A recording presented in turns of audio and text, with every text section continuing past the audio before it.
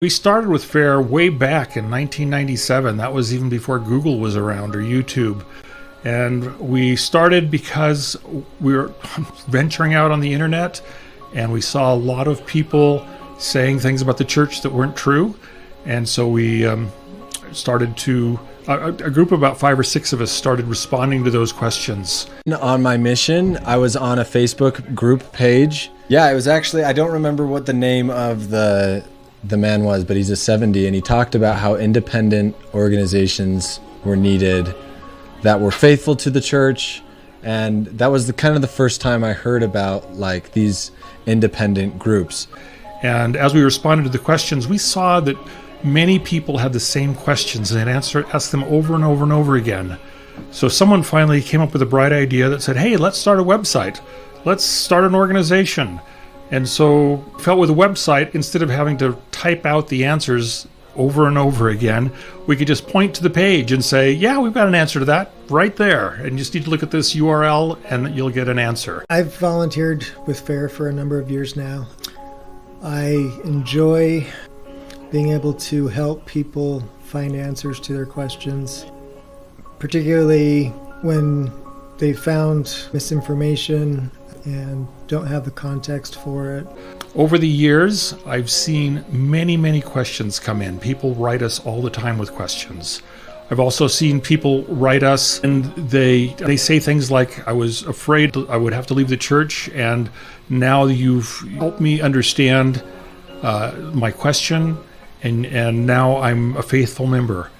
I first learned about FAIR, I think it was from my mother, and she would from time to time have questions, doctrine related. Maybe she was helping a friend, maybe for herself. Also, we've talked about FAIR with our elders quorum just the last month and a half. We've given a series of 3 lessons, and it's been helpful for people to know that FAIR is a place that you can go to. My P days, I would go and research different topics and figure out answers to the questions that my investigators had. I remember the readings about, race in the priesthood was really relevant to somebody that was teaching at the time, and a lot of those answers were very helpful. FAIR has completely changed my life. My own testimony has grown by leaps and bounds. I think the number one thing that FAIR has helped me with is just having confidence in the fact that there are answers to a lot of these gospel questions.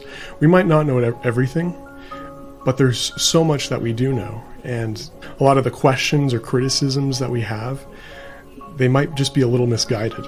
It's actually pretty sad when people accept things without questioning them, and so we try to help them understand that a lot of these things either are not true or they've been sensationalized or taken out of context to make them look as bad as possible.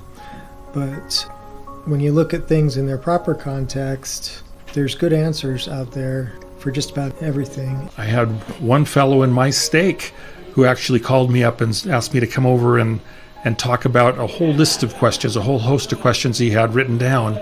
And we just went through them one by one. And I was very clear with him, whether you stay in the church or leave the church, that's completely your decision. Let's just make sure you get your questions answered one way or the other. And as we went through them, he thanked me very much. And then I didn't see him for a few months. He was at a different ward in my stake.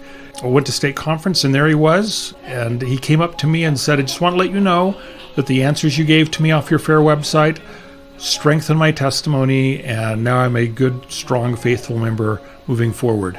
And that's not the only story I have like that. And so people don't need to lose their testimony over these issues. They just need to learn more about them and get a better understanding of either what really happened or, in some cases, that what they were told was an outright lie. Elder Christensen, Elder Pearson, Michael Otterstrom, who is the press secretary for the church, Sharon Eubank, saying different things about how FAIR is a great resource and it should be used. One question to Elder Pearson at the end of his FAIR presentation was, should we be able to use materials from FAIR in our ward stakes and whatnot? And he just emphatically said, yes, and just said, you need to be using these. We need to get these out more. there's a lot of scholars out there and a lot of research that has been done that gives us so much more information, can help us build our testimonies and understand the history and doctrine of the church. And so fair helps push more light out there, and then the darkness kind of recedes. So it just makes a big impact in people's lives.